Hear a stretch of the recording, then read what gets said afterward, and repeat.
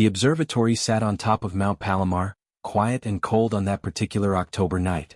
David Turner had been working there for 15 years and he'd seen plenty of strange things in the sky.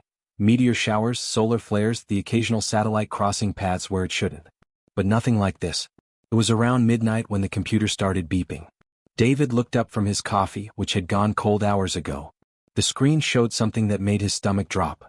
There was a pattern in the radio frequencies coming from deep space. Not random noise. Not natural radiation. Something structured.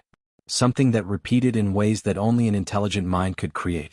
His fingers shook a little as he ran the analysis again. Then again. And one more time for good measure. Each time the results came back the same. This wasn't Earth technology. This wasn't anything humanity had sent out into space. Someone else was out there and they were sending a message straight toward Earth. David sat back in his chair and just stared at the numbers on the screen. His mind raced through possibilities. Was this real? Could this actually be happening?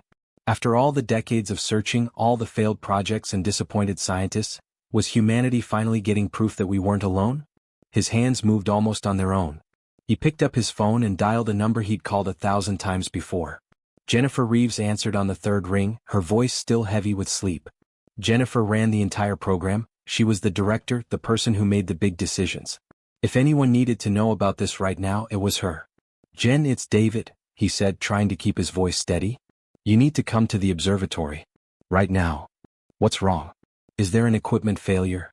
Jennifer's voice shifted from sleepy to alert in seconds. "No, nothing's wrong. Everything's right actually. I found something.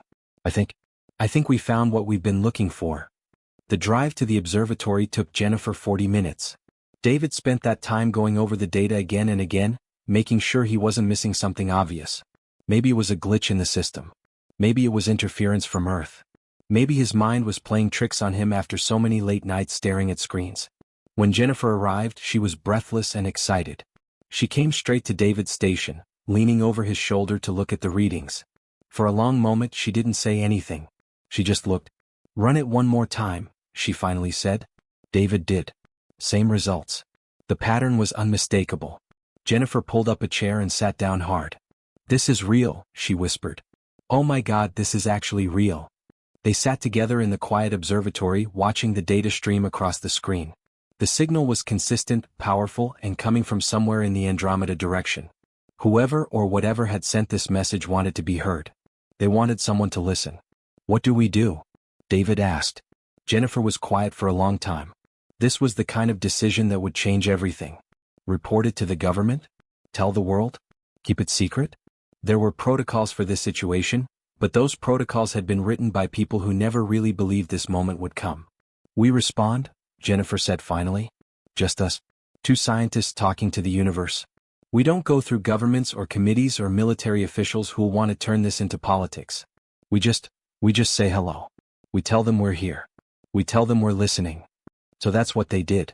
They crafted a message together, something simple and honest. They encoded it and sent it out into space, pointed in the direction of that signal.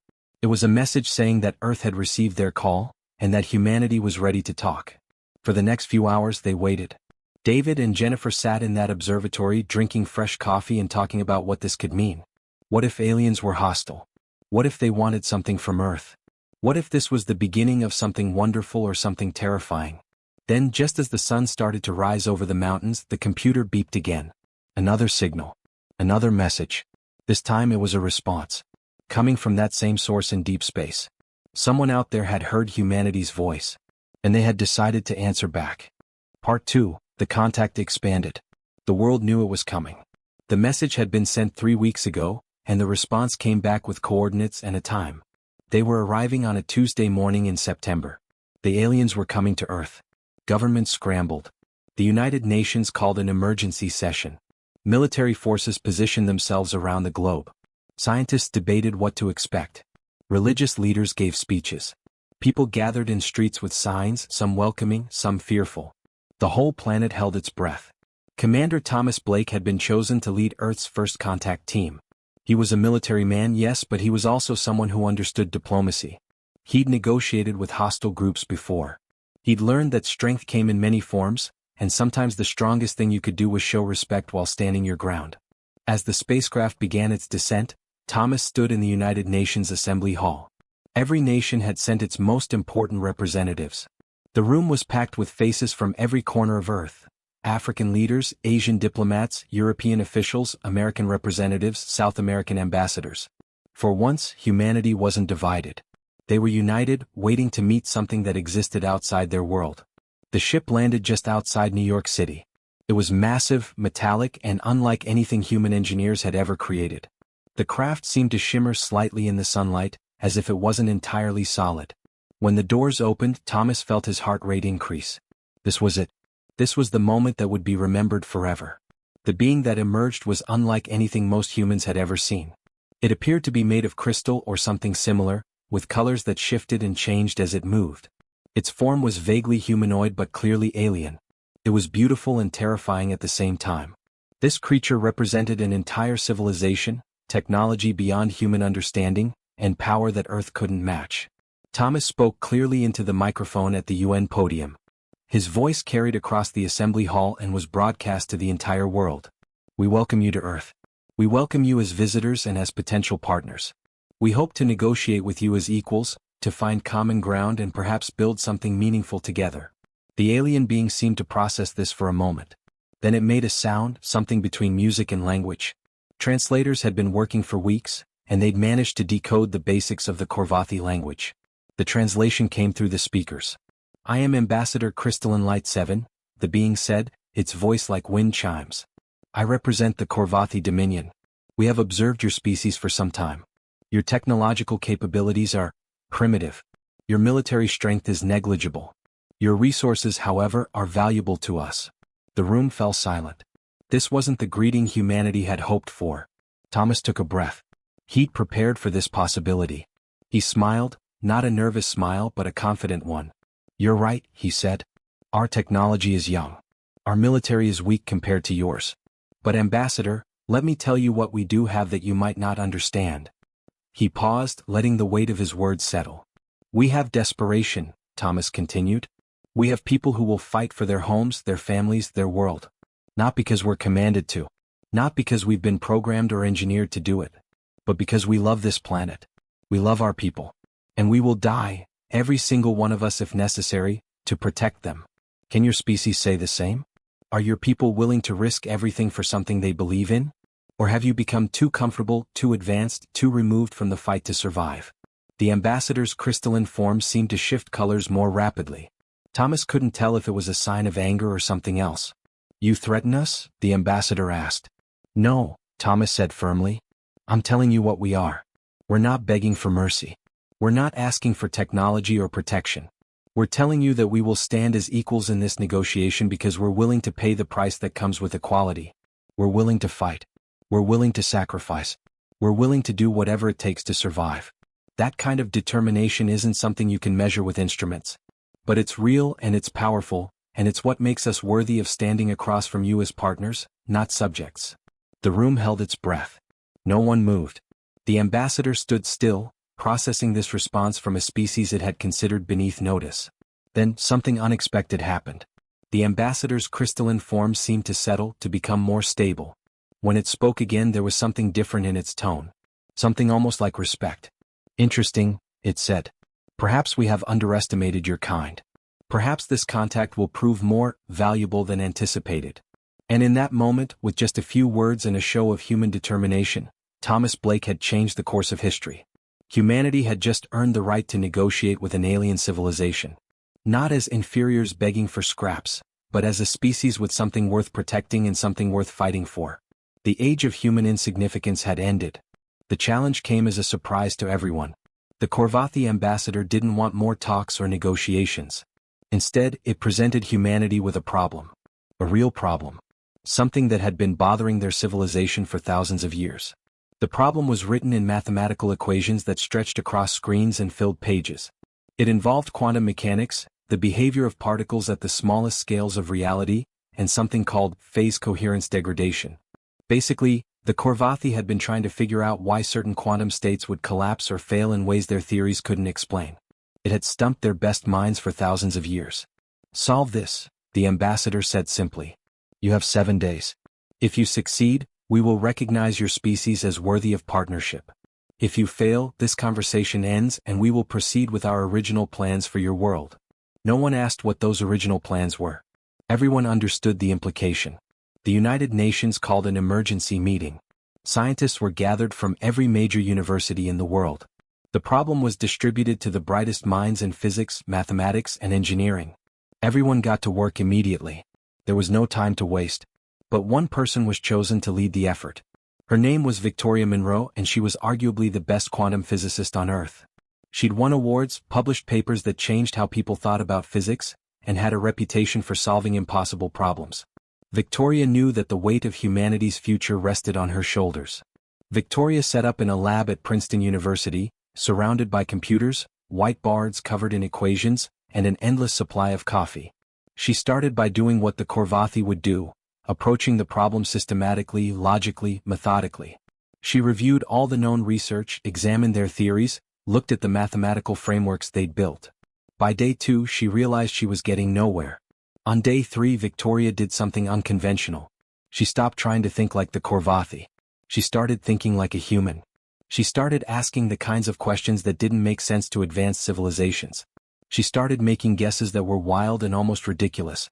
She started combining theories that weren't supposed to work together. She brought in physicists who specialized in chaos theory. She talked to engineers who worked with materials science. She even consulted with a musician who understood vibration and resonance.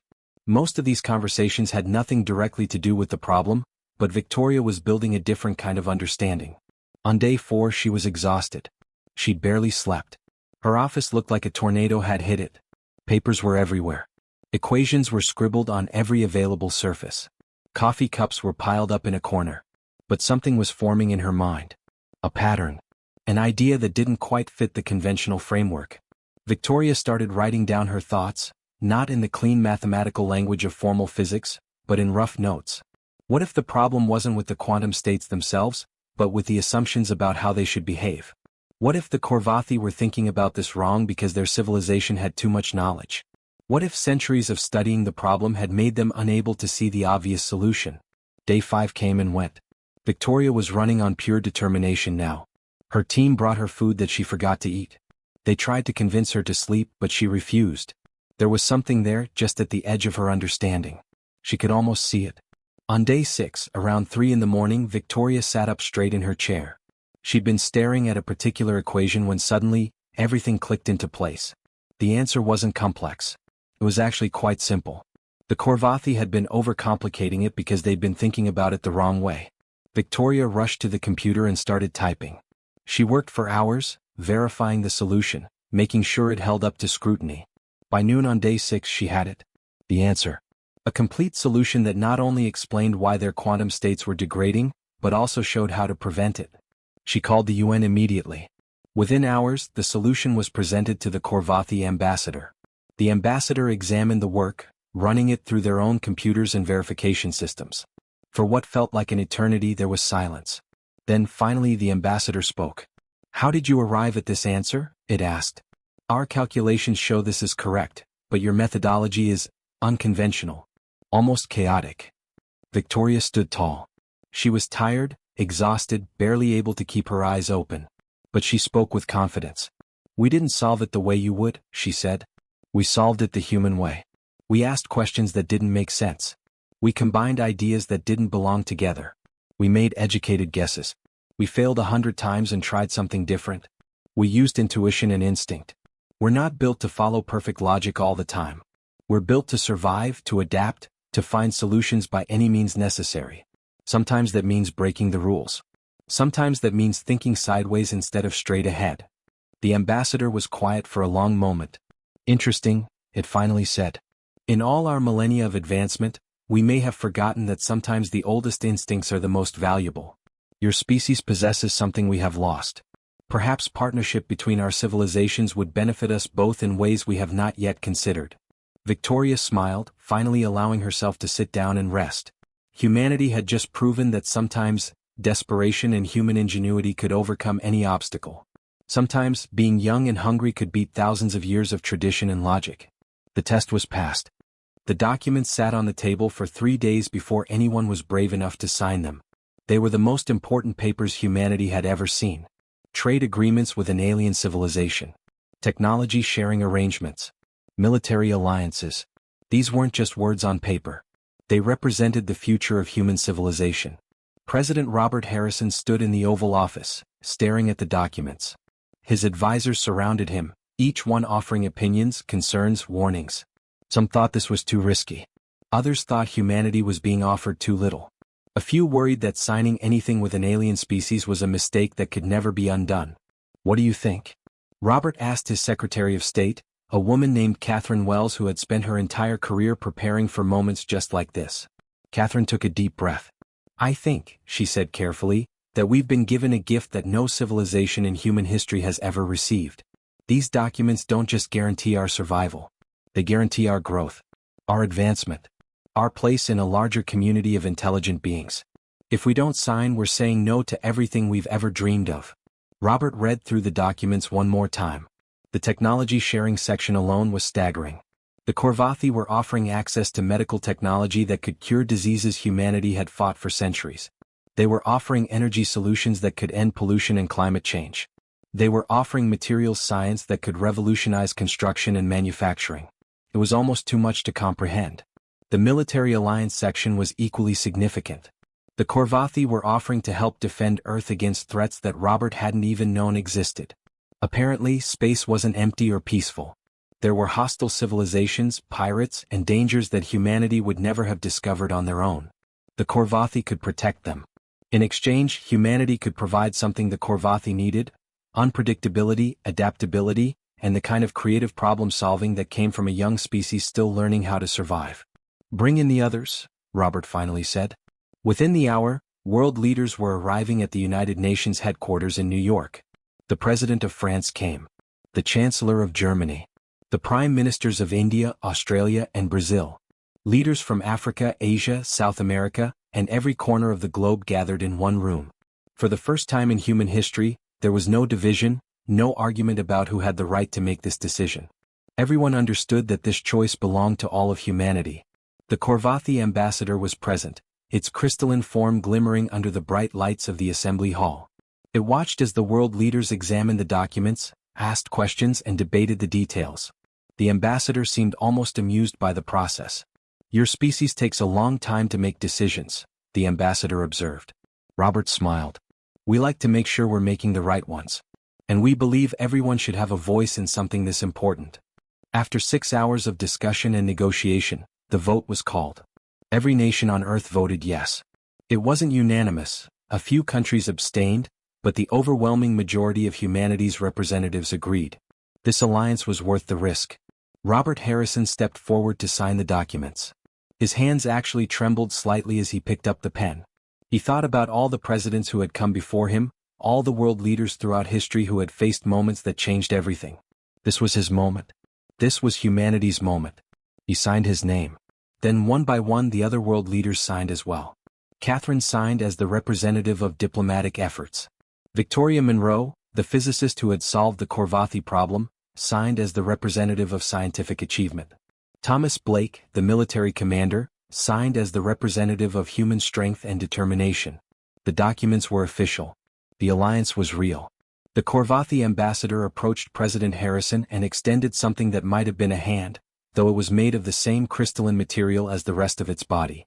"Congratulations," the ambassador said. "Your species has just taken a step that will define your future. But before I depart, I must tell you something." Everyone in the room turned their attention to the ambassador. "When we first detected your civilization," the ambassador continued, "we were afraid. Your species is unpredictable. You are driven by emotions that our people abandoned thousands of years ago. You make decisions based on hope and fear and love, not just logic and data. You are young and you are chaotic and you are dangerous in ways we did not fully understand. We feared what you might become if you gained access to advanced technology. We feared you might use it to destroy yourselves or to become a threat to other civilizations." The ambassador paused, and if a crystalline being could smile, this one seemed to be smiling. "But now we see the value in your unpredictability," it said. "Now we understand that sometimes chaos creates innovation. Sometimes emotion drives people to accomplish things that pure logic never would. Your civilization will change everything. You will change how we think, how we solve problems, how we approach challenges that have seemed unsolvable. And perhaps, in changing the galaxy, you will also change yourselves. You will grow. You will learn. And you will become something greater than you are today. The ambassador turned to leave, then stopped. One final thing, it said. Welcome to the community of advanced civilizations. You have earned your place among the stars. Now show us what humanity can truly accomplish. As the Korvathi vessel lifted off and disappeared into the sky, Robert Harrison realized that everything had changed. Humanity was no longer alone. They were no longer isolated on their small blue planet. They were part of something bigger, something vast, something that spanned entire galaxies. The age of human isolation was over. The age of human potential had just begun. 3 months had passed since humanity signed the alliance with the Korvathi. The world had changed dramatically. New technology was arriving daily. Medical breakthroughs were happening at an unprecedented rate. Energy problems were being solved. It felt like humanity had entered a golden age overnight. Then one ordinary Tuesday morning the signal came through. Kevin Torres was monitoring the observatory when he noticed something strange. There was another transmission coming through the radio frequencies, but this one was different from anything they'd received before. It wasn't from the Korvathi. The mathematical patterns were completely different. The energy signature was older, rawer, more aggressive somehow. Kevin's hands moved quickly across the keyboard, analyzing the message. As the translation began to come through, his face went pale. He immediately called everyone. Jennifer Reeves, the program director. Thomas Blake, the military commander. Victoria Monroe, the physicist. And President Robert Harrison himself. This message couldn't wait. They gathered in a secure conference room deep beneath the Pentagon. Kevin displayed the translation on the main screen. Everyone read it in silence. The message was from a civilization called the Valdris. They had been observing Earth from a distance for a very long time. They had noticed that the Korvathi had made contact. More importantly, they had noticed that the Korvathi had armed a young, primitive species with advanced technology. This concerned them greatly. The Valdris wanted to know why. They wanted to understand what the Korvathi were planning. And they made it very clear that they were not happy about this development. The final line of the message was a warning. If the Korvathi have made you their ally, then you have made us your enemy. Choose your next moves carefully. The room fell silent. Everyone understood what this meant. By accepting the Korvathi alliance, humanity had made an enemy of another powerful civilization. A civilization that had been watching from the shadows. A civilization that apparently had its own plans for this region of space. Jennifer was the first to speak. We need to contact the Korvathi immediately. They need to know about this. But Thomas shook his head. They probably already know. This message was sent to us, but the Valdris would never contact a primitive species without the knowledge of established powers in the region. The Korvathi knew this was coming. They chose not to warn us. Robert Harrison sat back in his chair, the weight of leadership pressing down on him. What do they want? What does this mean for Earth? Victoria pulled up more data, analyzing the signal patterns. The Valdris are ancient. According to the data the Korvathi shared with us, they're one of the oldest civilizations in this sector of the galaxy. They're not just powerful militarily. They're politically powerful. They have influence. If they've decided Earth is a threat, then other civilizations might listen to them. So we're at war? Someone asked quietly. No one answered immediately. The question hung in the air like a physical thing. Kevin brought up a map of known space. Humanity's little corner of the galaxy suddenly looked very small. There were dozens of other civilizations marked on the map. Most were neutral. Some were allies of the Korvathi. And now at least one, the Valdris, was actively hostile. Robert stood up and walked to the window looking down at Earth below them. The planet that humanity called home. Billions of people living their lives, completely unaware that their fate was being decided in rooms like this, by decisions made in the vacuum of space. We need to prepare, Robert said finally. His voice was steady but everyone could hear the weight in it. The Korvathi gave us access to military technology. We need to understand it. We need to strengthen our defenses. We need to make it clear to the Valdris that attacking Earth would be costly. Thomas nodded. I'll mobilize the military. We'll begin immediate training with the Korvathi systems. We'll coordinate defense networks across all nations. Jennifer added, and we need to reach out to other civilizations. Not everyone is going to side with the Valdris. We need to build relationships, create alliances of our own. Victoria was thinking ahead. The Korvathi gave us blueprints for advanced weaponry and defense systems. But I think we need to do more than just copy their designs. We need to innovate. We need to create something they don't expect. Something that combines human creativity with Korvathi technology. Robert turned back to face his team. You're right. All of you are right. We made a choice when we signed that alliance. We chose to step into a larger world. A more dangerous world. But we made that choice because we believed in ourselves. We believed that humanity had something valuable to offer. He paused, gathering his thoughts. Now we have to prove it. We can't run from this. We can't hide. The Valdres have already found us. The only way forward is through. We're going to prepare. We're going to strengthen ourselves. And if the Valdres want to fight, they're going to find out what humanity is truly capable of. Jennifer looked at her colleague and friend. Do you think we made a mistake? Signing that alliance. Robert considered the question carefully. No, he said finally. I think we made the only choice we could make. We're a young species in an old galaxy. We were always going to face challenges we didn't anticipate. The difference is now we're not facing them alone. And we're not facing them unprepared. He turned back to the window, watching Earth rotate slowly below them. Somewhere down there, billions of people were going about their daily lives. They had no idea that their future had just become infinitely more complicated. They had no idea that humanity was standing on the edge of something enormous. The age of human insignificance is definitely over, Jennifer whispered. Yes, Robert agreed. Now comes the age of human reckoning. The question isn't whether we survive. The question is what kind of civilization we become in the process. As they left the conference room to begin their preparations, no one could shake the feeling that everything was about to change. Humanity had taken its first steps into a larger galaxy. Now they were going to find out if they had the strength to walk among the stars. The real test was just beginning.